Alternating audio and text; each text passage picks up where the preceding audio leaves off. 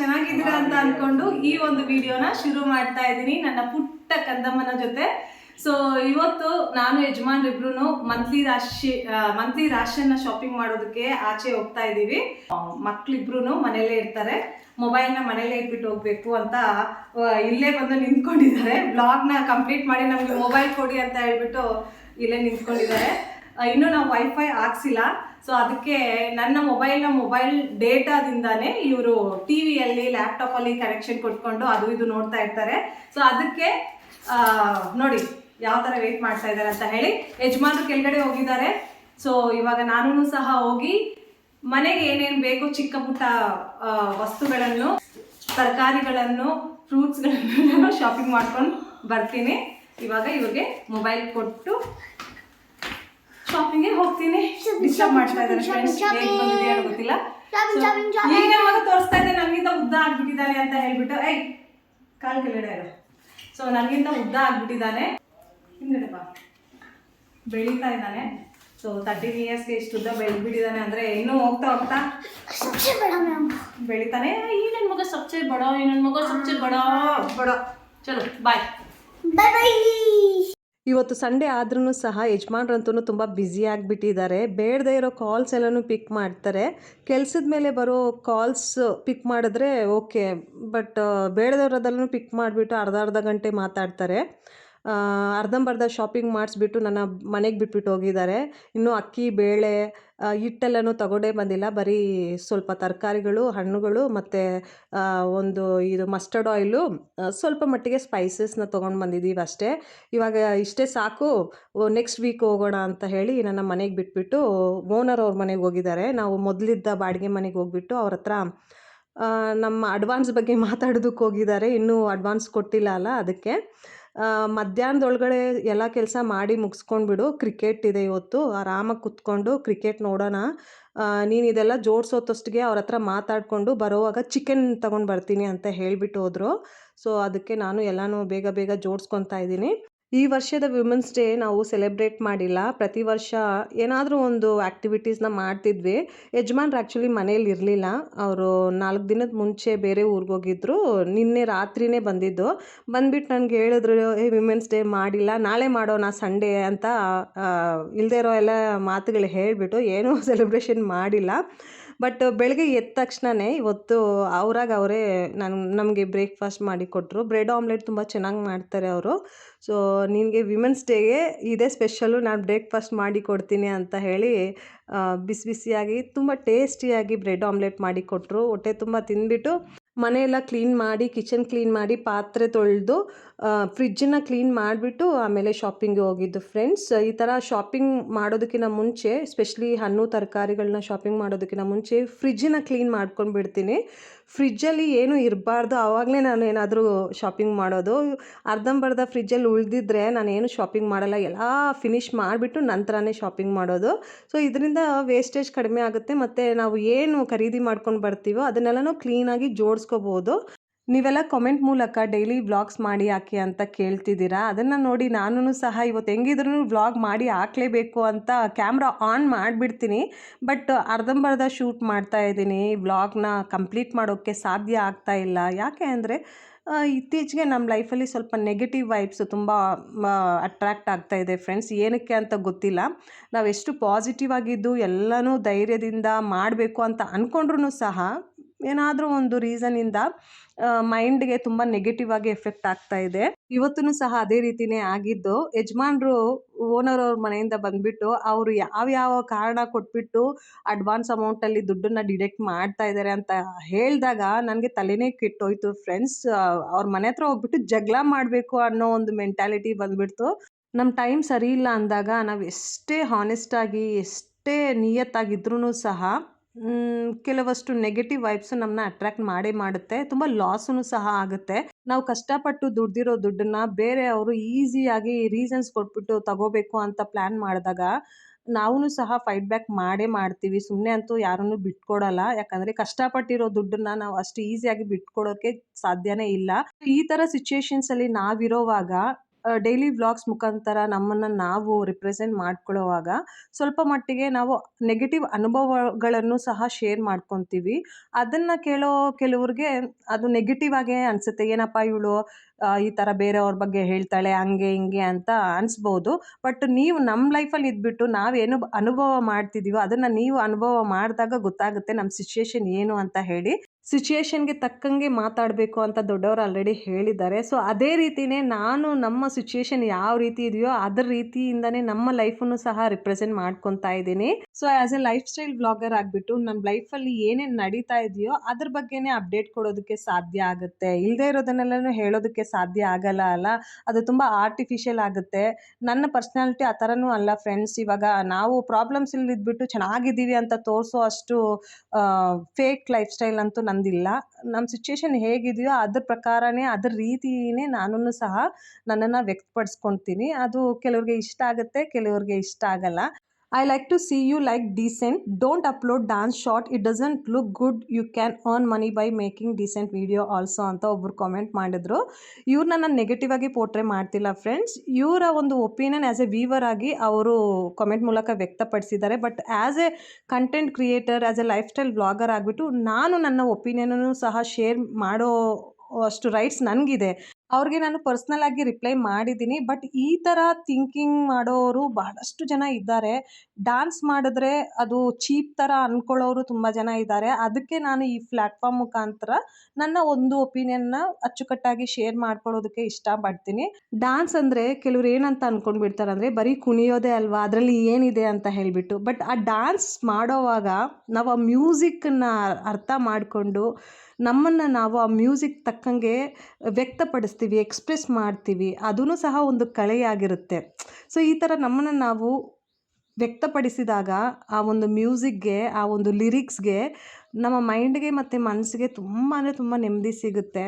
ಲೈಫಲ್ಲಿ ಎಷ್ಟೇ ನೆಗೆಟಿವಿಟಿ ನಡೀತಾ ಇದ್ರೂ ಸಹ ಅದರಿಂದ ನಾವು ಮುಕ್ತಿ ಪಡಿತೀವಿ ಅಂತ ಹೇಳೋದಕ್ಕೆ ಇಷ್ಟಪಡ್ತೀನಿ.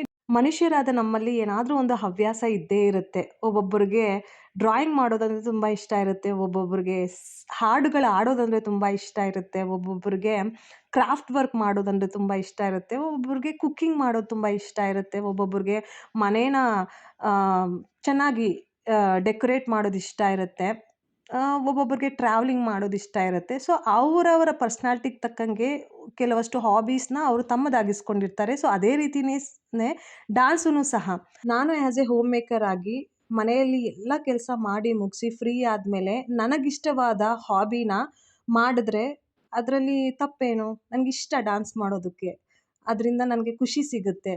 ಮತ್ತು ಯೂಟ್ಯೂಬಲ್ಲಿ ಶಾರ್ಟ್ ವೀಡಿಯೋಸ್ನ ಶೇರ್ ಮಾಡಿದ್ರೆ ಅದು ಡ್ಯಾನ್ಸ್ ವೀಡಿಯೋಸ್ ಆಗಿರ್ಬೋದು, ಇಲ್ಲಾಂದರೆ ಮಿನಿ ವ್ಲಾಗ್ಸ್ ಆಗಿರ್ಬೋದು, ಇಲ್ಲಾಂದರೆ ಬೇರೆ ಯಾವುದಾದ್ರೂ ಶಾರ್ಟ್ ಕಂಟೆಂಟ್ ವೀಡಿಯೋಸ್ ಆಗಿರ್ಬೋದು. ಅದರಿಂದ ತುಂಬ ದುಡ್ಡು ಸಂಪಾದನೆ ಯಾರೂ ಮಾಡಲ್ಲ. ಶಾರ್ಟ್ ವೀಡಿಯೋಸ್ ಶೇರ್ ಮಾಡುವ ಮುಖಾಂತರ ರೀಚ್ ಚೆನ್ನಾಗಿ ಸಿಗುತ್ತೆ ಯೂಟ್ಯೂಬಲ್ಲಿ. ಅದರಿಂದ ಸಬ್ಸ್ಕ್ರೈಬರ್ಸ್ನೂ ಸಹ ಹೊಸ ಸಬ್ಸ್ಕ್ರೈಬರ್ಸ್ನೂ ಸಹ ಪಡಿಬೋದು. ಇವಾಗ ನಾನು ಶೇರ್ ಮಾಡಿರುವ ಡ್ಯಾನ್ಸ್ ವೀಡಿಯೋಗಳಲ್ಲಿ ಎಕ್ಸಾಂಪಲ್ 9,000 ವ್ಯೂಸ್ ಒಂದು ವೀಡಿಯೋಗೆ ಬಂದಿದೆ ಅಂದರೆ ಅದಕ್ಕೆ ಬರೀ ₹6 ಮಾತ್ರನೇ ಸಂಪಾದನೆ ಮಾಡಿರೋದು ಅಷ್ಟೇ. ಡ್ಯಾನ್ಸ್ ವೀಡಿಯೋಗಳು ಮಾಡೋದ್ರಿಂದ ಯಾರೂ ಯೂಟ್ಯೂಬಲ್ಲಿ ಲಕ್ಷ ದುಡ್ಡನ್ನು ಸಂಪಾದನೆ ಮಾಡ್ತಾ ಇಲ್ಲ. ಐ ಹೋಪ್ ನಿಮಗೆ ಅರ್ಥ ಆಗಿದೆ ಅಂತ ಅಂದ್ಕೊತೀನಿ. ಮತ್ತು ನಿಮ್ಮ ಥರ ಥಿಂಕ್ ಮಾಡೋರ್ಗು ಸಹ ಅರ್ಥ ಆಗಿದೆ ಅಂತ ಅಂದ್ಕೊತೀನಿ. ಇವಾಗ ನೆಕ್ಸ್ಟ್ ಡೇ ಡಿನ್ನರ್ಗೆ ಅಂತ ಹೇಳಿ ನಾನು ಬೆಂಡೆಕಾಯಿ ಪಲ್ಯ ಮಾಡ್ತಾಯಿದ್ದೀನಿ ಈಸಿಯಾಗಿ.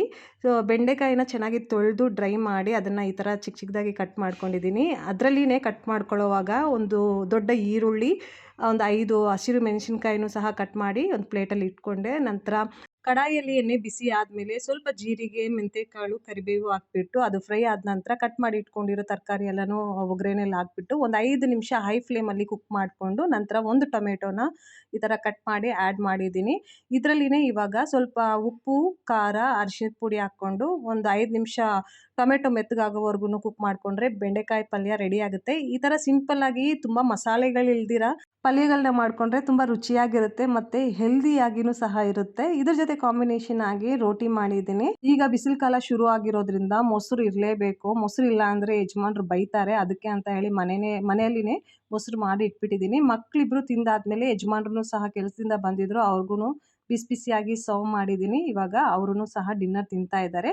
ಇದಾಗಿತ್ತು ಸೋಮವಾರದ ಈವ್ನಿಂಗ್ ವ್ಲಾಗು. ಮತ್ತು ನೆಕ್ಸ್ಟ್ ಡೇ ಮಂಗಳವಾರ ಬೆಳಿಗ್ಗೆ ಚಿತ್ರಾನ್ನ ಮಾಡಿದ್ದೆ. ತುಂಬ ದಿನ ಆದಮೇಲೆ ಚಿತ್ರಾನ್ನ ಮಾಡಿದ್ದೆ ಫ್ರೆಂಡ್ಸ್. ಮಕ್ಳಿಗೂ ಸಹ ಟಿಫಿನಲ್ಲಿ ಅದೇ ಕಟ್ಟಿ ಕಳಿಸ್ದೆ.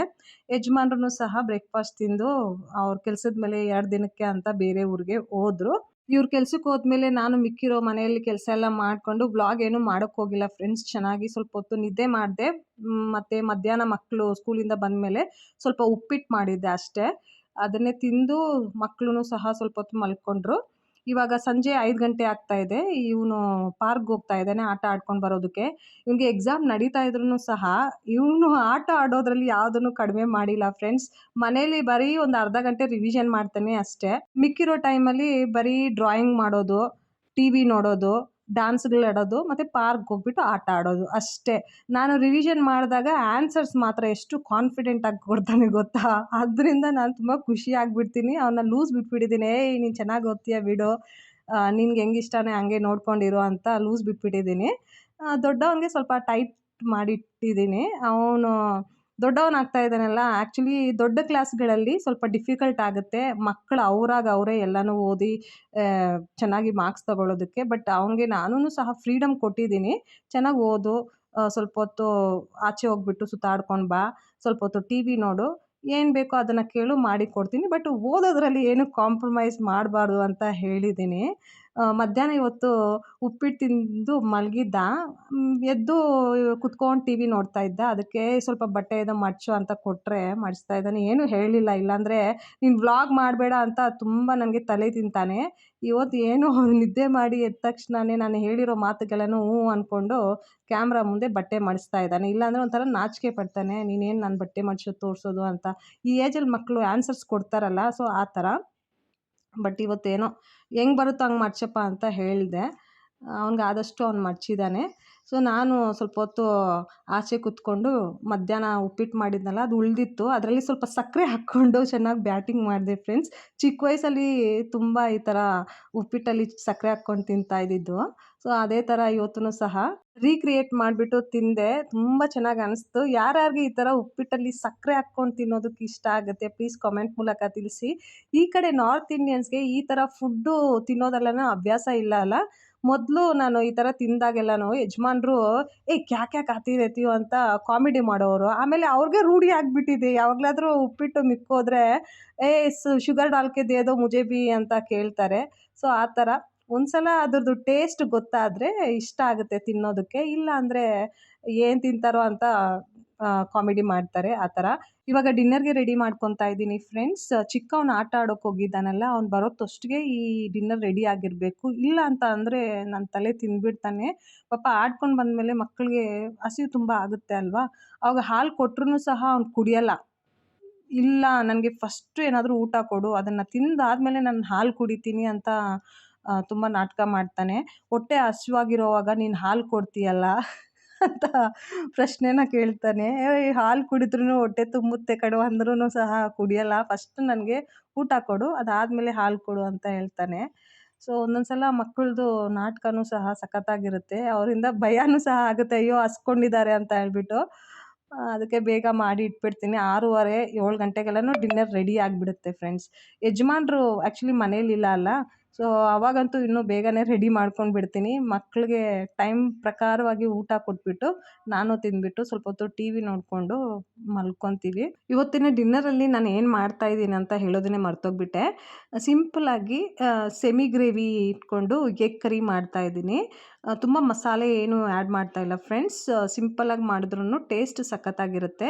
ಒಂದ್ಸಲ ರೆಸಿಪಿನ ನಿಮ್ಮ ಜೊತೆ ಶೇರ್ ಮಾಡ್ಕೊತೀನಿ. ನೀವು ಟ್ರೈ ಮಾಡಿ, ಸೂಪರಾಗಿರುತ್ತೆ. ಸ್ಪೆಷಲಿ ಚಪಾತೀಸ್ ಜೊತೆ. ಒಂದು ಕಡಾಯಿಯಲ್ಲಿ ಸ್ವಲ್ಪ ಎಣ್ಣೆ ಹಾಕಿ ಬಿಸಿ ಆದಮೇಲೆ ಜೀರಿಗೆ, ಕಟ್ ಮಾಡಿ ಇಟ್ಕೊಂಡಿರೋ ಈರುಳ್ಳಿ ಮತ್ತು ಹಸಿರು ಮೆಣಸಿನ್ಕಾಯಿ ಹಾಕಿ ಚೆನ್ನಾಗಿ ಫ್ರೈ ಮಾಡಿಕೊಂಡೆ. ನಂತರ ಶುಂಠಿ ಬೆಳ್ಳುಳ್ಳಿಯನ್ನು ಸಣ್ಣದಾಗಿ ಜಜ್ಕೊಂಡು ಹಾಕಿ, ಶುಂಠಿ ಬೆಳ್ಳುಳ್ಳಿಯಲ್ಲಿರುವ ಹಸಿ ವಾಸನೆ ಹೋಗೋವರೆಗೂ ಫ್ರೈ ಮಾಡಿಕೊಂಡು, ನಂತರ 4 ಮೀಡಿಯಮ್ ಸೈಜ್ ಟೊಮೆಟೊಸ್ನ ಕಟ್ ಮಾಡಿ ಸೇರಿಸಿ, ಅದರಲ್ಲಿ ರುಚಿಗೆ ಎಷ್ಟು ಬೇಕೋ ಅಷ್ಟು ಉಪ್ಪು, ಖಾರ, ಸ್ವಲ್ಪ ಅರಿಶಿಣದ ಪುಡಿ, ಸ್ವಲ್ಪ ಜೀರಿಗೆ ಪುಡಿ ಹಾಕಿ ಚೆನ್ನಾಗಿ ಮಿಕ್ಸ್ ಮಾಡಿ, ಸ್ವಲ್ಪ ನೀರನ್ನು ಸೇರಿಸಿ ಒಂದು 5 ನಿಮಿಷ ಮೀಡಿಯಮ್ ಟು ಹೈ ಫ್ಲೇಮಲ್ಲಿ ಕುಕ್ ಮಾಡಿಕೊಂಡ್ರೆ ಈ ಮಸಾಲೆ ರೆಡಿ ಆಗುತ್ತೆ.